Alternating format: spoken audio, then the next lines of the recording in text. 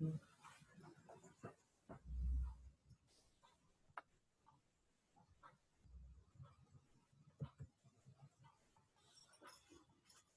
वालेकुम स्टूडेंट्स, हम chapter number 10 animal kingdom से यहाँ स्टार्ट करने लगे। किंगडम एनिमेलिया चैप्टर जो है ये हमारा 10 चैप्टर है और ये एनिमल्स के बारे में है। इसमें हम बताएंगे कि एनिमल्स हैं वो कहते हैं किसको है। तो kingdom Animalia includes all the only animals. और वर्ड जो एनिमल है Animalia derive from the Latin words anaemia. Anaemia mean breath और द सोल। दैट्स मीन कि किंगडम एनिमेलिया में सिर्फ एनिमल्स इंक्लूड है और जिसके अंदर अकॉर्डिंग टू द बायोलॉजी वो वाले लिविंग ऑर्गेनिज्म जिनके अंदर सोल या सांस लेते हैं ब्रीथ, उनको हम कहते हैं एनिमल। अब मेन करेक्टरिस्टिक्स जो एनिमल्स की हैं वो ये हैं कि वो मल्टी सेलुलर होंगे, डिप्लॉयड यूक्रियोटिक होंगे, इंजेस्टिव हेटरोट्रॉफ्स होंगे और डेवलप होंगे टू डिसिमिलर हैप्लॉइड गैमीट्स से।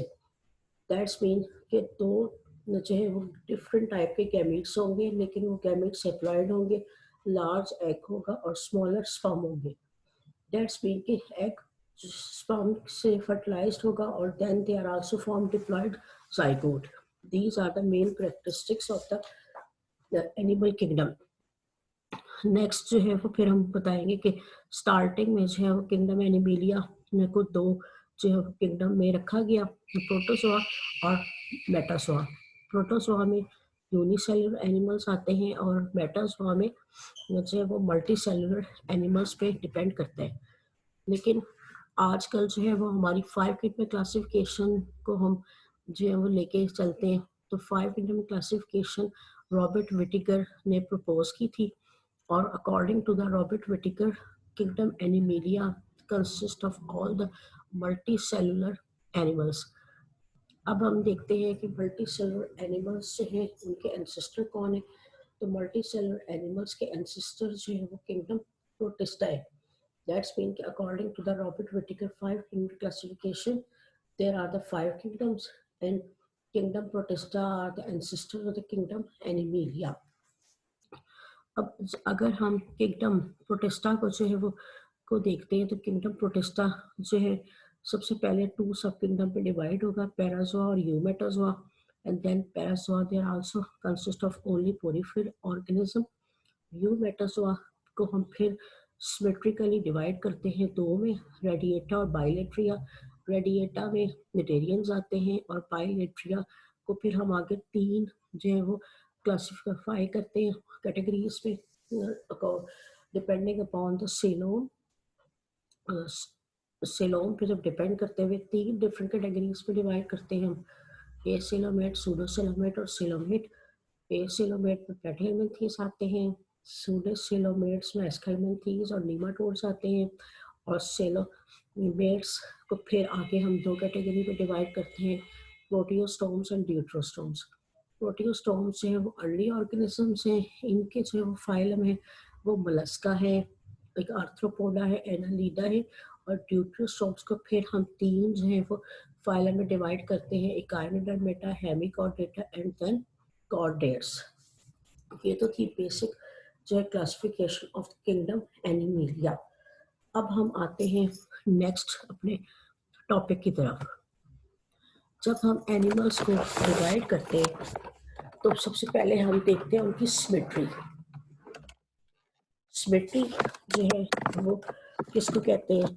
सिमेट्री का मतलब ये होता है कि अगर हम एनिमल्स की बॉडी को देखें तो हम किसी भी एनिमल की बॉडी को जो है वो डिवाइड कर सकते हैं 2 इक्वल हाफ पे, या ऐसे एनिमल्स जिनकी बॉडी को हम 2 इक्वल हाफ में डिवाइड कर सके उन्हें हम सिमेट्रिकल कहते हैं। और ऐसे एनिमल जिनकी बॉडी को हम डिवाइड 2 इक्वल हाफ में ना कर सके उनको हम एसिमेट्रिकल एनिमल्स कहते हैं। तो सिमेट्रिकल एनिमल्स को फिर हम 2 ग्रेड में डिवाइड करते हैं, ग्रेड रेडिएटा और ग्रेड बाइलेट्रिया। और जब ग्रेड रेडिएटा की बात आती है तो ग्रेड रेडिएटा में सिंपल एनिमल्स हैं और ये डिप्लोब्लास्टिक है और रेडियल सिमेट्रिकल एनिमल्स हैं। फॉर एग्जांपल इसमें फाइलम जो है नडेरियन आते हैं। फाइलम नडेरियंस वो एनिमल्स हैं जिनकी बॉडी जो है वो सिमेट्रिकल होती है और ये बॉडी जो है वो एक सेंट्रल एक्सिस रखती है. दैट्स मीन कि body is also having the central axis.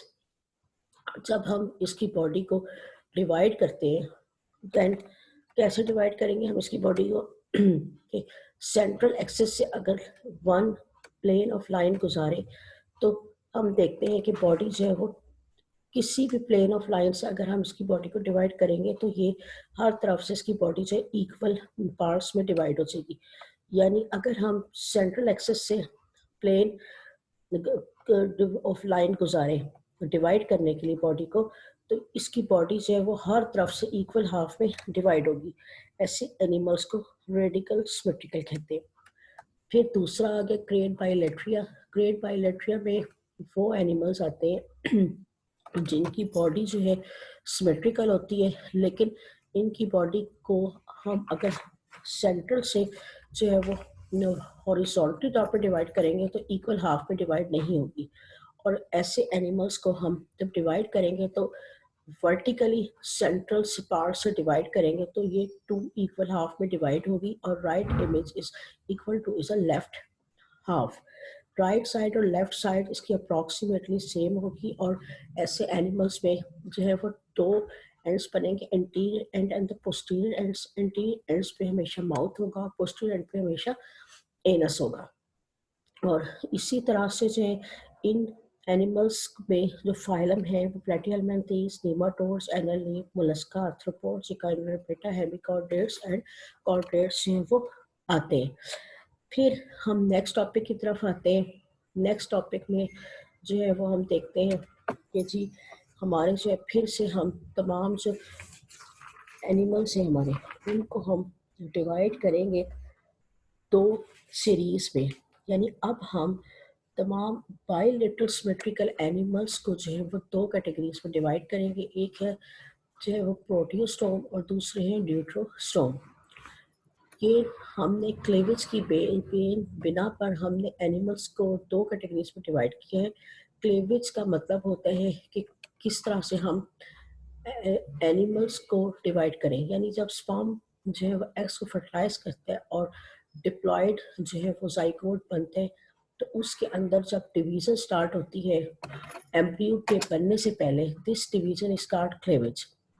तो प्रोटियोस्टोम्स वो एनिमल्स हैं जिन पे क्लेवेज है वो स्पाइरल होती है और डिटर्मिनेट होती है. अब हमने देखना है कि स्पाइरल क्लेवेज जो है वो किसको कहते हैं.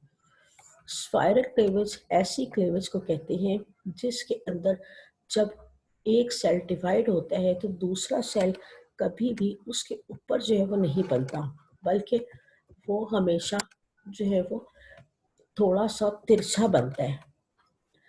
जबकि ड्यूट्रियोस्टोम में क्लेवेज जो है वो रेडियल क्लेवेज है. रेडियल क्लेवेज का मतलब ये है कि सेल जो है वो हमेशा जो है वो ऊपर बनेगा.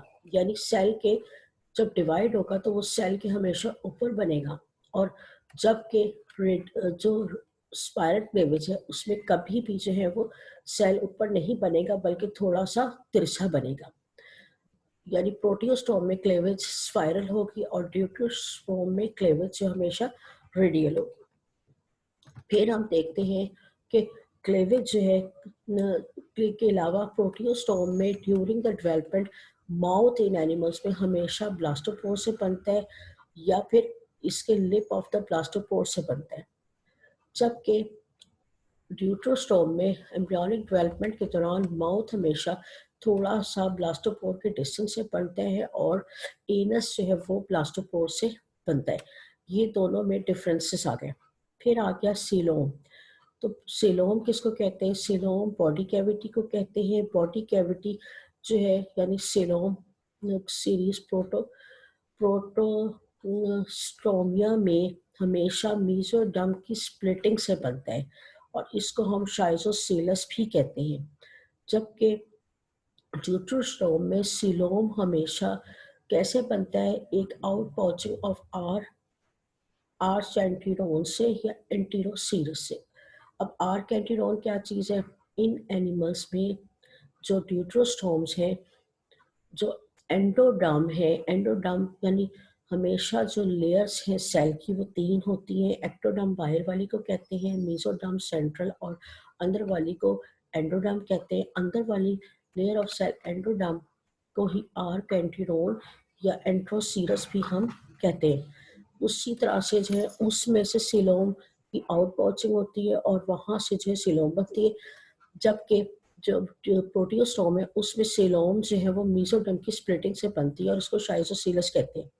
फिर चौथा डिफरेंस ये आया कि मेसोडर्म जो है वो हमेशा जो है वो ब्लास्टोपोर के इंटीरियर लिप्स से जो ड्राइव होती है, जबकि ड्यूट्रोस्टोम में मेसोडर्म जो है वो डेवलपिंग गट या आर्क एंटीरोन की वॉल से बनती है। इसी तरह जो सीरीज प्रोटियोस्टोम है उसमें जो एनिमल्स इंक्लूड करते हैं उसके अंदर जो फाइलम है एस्केलमेंथीज, नेमाटोड, एनालिडा, मोलस्का और आर्थ्रोपोड्स हैं, जबकि ड्यूट्रोस्टोम सीरीज में एनिमल्स जो हैं वो फाइलम काइरोडर्मेटा, हेमिकॉर्डेटा और कॉर्डेटा से बिलोंग करते हैं। अब हम आते हैं ऑर्गेनाइजेशन की तरफ। तो तमाम जो हायर एनिमल्स हैं मल्टी सेलुलर, उनके अंदर दो टाइप के ऑर्गेनाइजेशन है, डिप्लोब्लास्टिक और ट्रिप्लोब्लास्टिक। डिप्लोब्लास्टिक ऑर्गेनिजम्स वो ऑर्गेनिज्म है जो कि ग्रेट रेडिएटा से बिलोंग करते हैं और इन एनिमल्स की बॉडी में दो लेयर्स की सेल की लेयर्स होती हैं, एक्टोडर्म और एंडोडर्म। इन दोनों के दरमियान में एक जेली लाइक सब्सटेंस होता है और इसको मिजोग्लिया या मेसेनकाइम कहते हैं, जो कि पूरी दरमियान की सेंट्रल पार्ट को जो है वो भर देता है। डिप्लोप्लास्टिक एनिमल्स जो है वो ऐसे और एनिमल्स होते हैं जिनके अंदर लोअर ऑर्गेनाइजेशन होती है और इनके अंदर कोई स्पेशलाइज्ड ऑर्गन्स मौजूद नहीं होते, ना ही इनके अंदर कोई स्पेशल ट्रांसपोर्ट सिस्टम होता है और ये जो है सब्सटेंसेस डिस्ट्रीब्यूट हो जाता है इनके अंदर बाय द डिफ्यूजन। इनके अंदर प्रॉपर नर्वस सिस्टम भी मौजूद नहीं होता, जबकि ट्रिप्लोब्लास्टिक ऑर्गेनाइजेशन ऐसी ऑर्गेनाइजेशन है जिसके अंदर जो है वो ग्रेड बाइलेट्रिया से बिलोंग करते हैं और इन एनिमल्स की बॉडी जो है 3 लेयर ऑफ सेल से बनी होती है, एक्टोडर्म, मेसोडर्म एंड एंडोडर्म। और आफ्टर द एम्ब्रियोनिक डेवलपमेंट ये लेयर्स जो है ट्रिप्लोब्लास्टिक एनिमल्स कहलाते हैं और इनके अंदर not distinct as separate layer of cell but are represented by the structure form from them. इनके अंदर जो सेल्स हैं एनिमल्स के वो स्पेशल टाइप की जो है वो डिग्री ऑफ स्पेशलाइजेशन शो करते हैं। That mean there are the special type of the organs and the organ system is also present. अब आते हैं हम सीलोम की तरफ, यानी तमाम जो मल्टी सेलुलर ऑर्गेनिज्म है उनको हम फिर तीसरी कैटेगराइज करते हैं, तीसरे टाइप से सीलोम की बिना पे। और ये 3 टाइप में डिवाइड होते हैं, एसिलोमेट, स्यूडोसिलोमेट और सिलोमेट। एसिलोमेट वो एनिमल्स हैं जिनके अंदर कोई बॉडी कैविटी या सिलोम नहीं होती और मेसोडर्म जो है वो इनमें एक लूज सेलुलर टिश्यूज मेसेनकाइम या पैरेन्काइम जो है वो दरमियाना पार्ट्स बनाते हैं, जिनके दरमियान एक्टोडर्म और मेसोडर्म के दरमियान कोई स्पेस नहीं होती।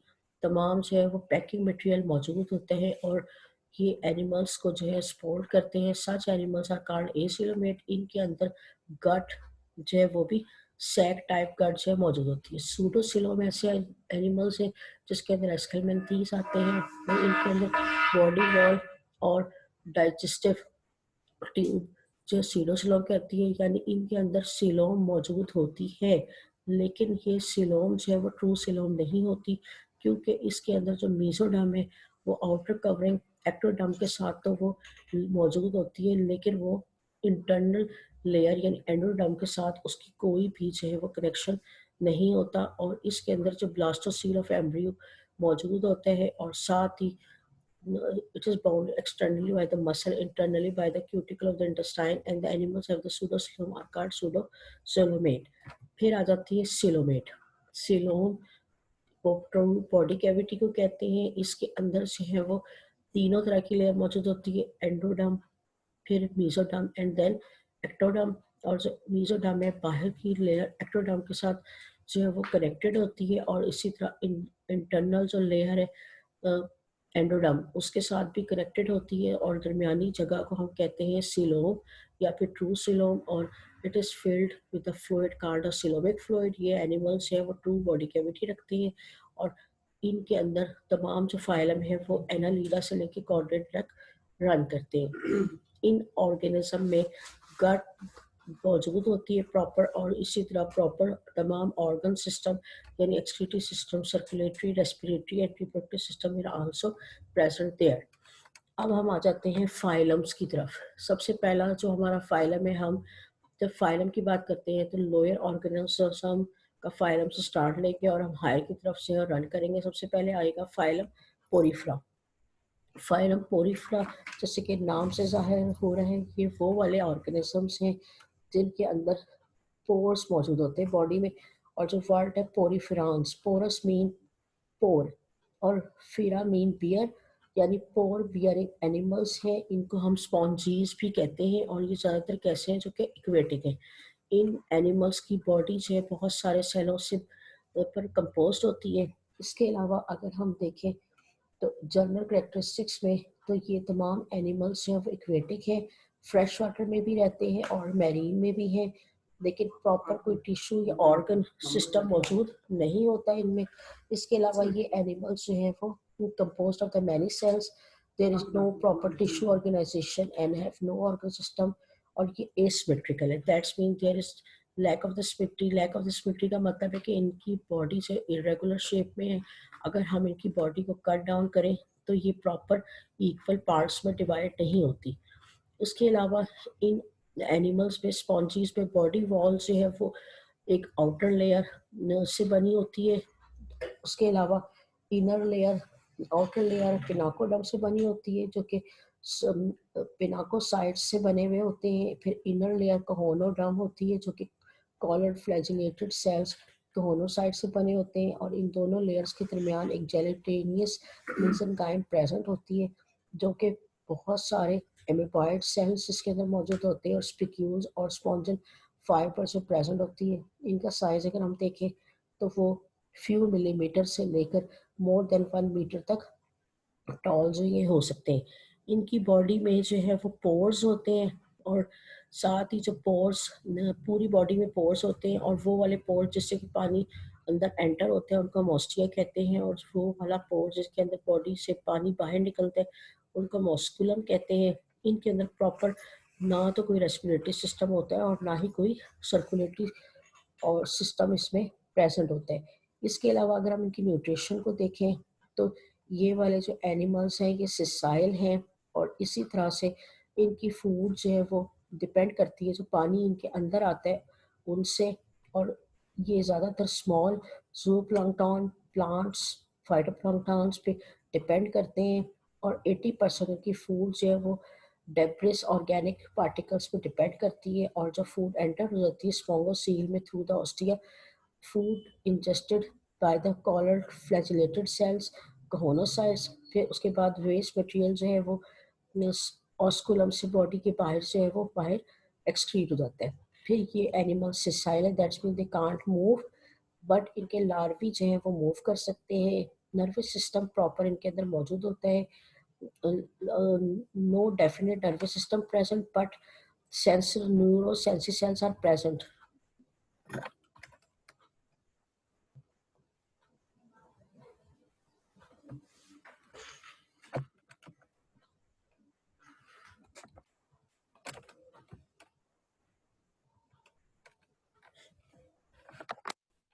उसके बाद फिर हम देखते हैं कि इनके अंदर जो प्रॉपर स्केलेटन जो है वो भी मौजूद होते हैं।